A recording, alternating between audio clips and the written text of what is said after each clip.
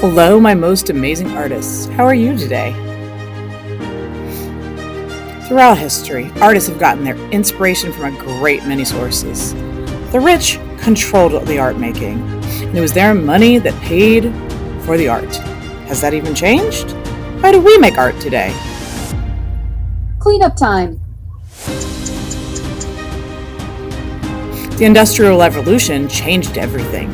People could make art in their free time, and so, starting in the 17th century, Dutch painters like Vermeer popularized genre painting. In the 1960s, pop art is made famous. Pop artists like Andy Warhol made art about everyday objects to challenge the elitist idea that art is only for the wealthy. So they made art about things that you see all the time. Jasper Johns says that he made paintings to open men's eyes. They're to be seen and looked at and examined. By using things the mind already knows, such as numbers, flags, and targets, he could focus on the artistic process, how you make art, and challenge how we look at everyday things, like numbers. So he made us really look at things that we just take for granted, like numbers and the flag, and think of it as an art project. And so, all of this is setting the stage for today's art lesson, inspired by Jasper Johns. And the number, you guessed it, 67. So let's start. You're going to put your name and room number on the back of your paper. Make sure you're writing your name, not mine. Because I love you, I've made you some stencils. You can trace either the outside of the stencil or the inside. You can even draw the numbers yourself first. Now, while you're thinking about it, there is no right way or wrong way to put these numbers on the table and on the paper. They can be backwards, forwards, upside down, sideways, even not fit on the paper at all.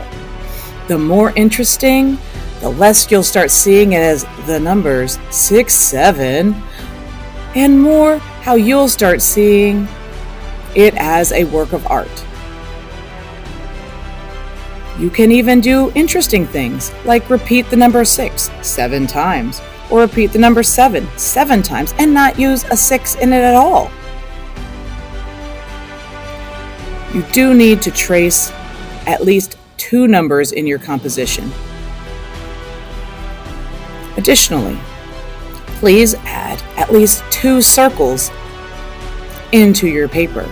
This will just give you some variety and interest that will make things more interesting when it's time to color. I recommend tracing the outside of the circle, and you don't have to fit the entire circle on the page either. It can crop off the edge.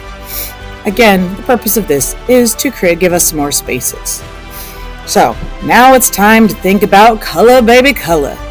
So we have our trusty color wheel and a whole mess of crayons. So we're going to be using warm colors and cool colors. You can also, you little rebel you, use the neutral colors. Warm colors are colors that remind you of fire, like red, orange, yellow, and pink.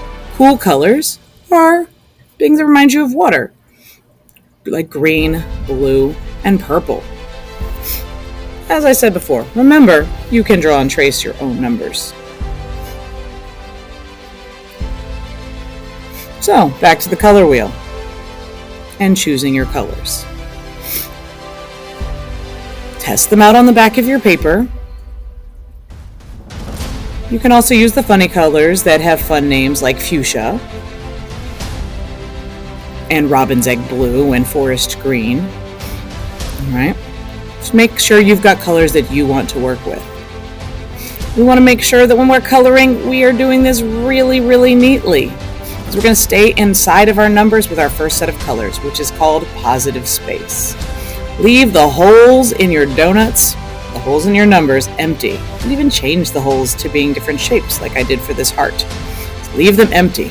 Positive space is the part that you can touch, that you recognize, the number, the part that I'm coloring right now. Negative space is all the outside space and the holes in those numbers. That's a space that if you were standing there would be the air around you.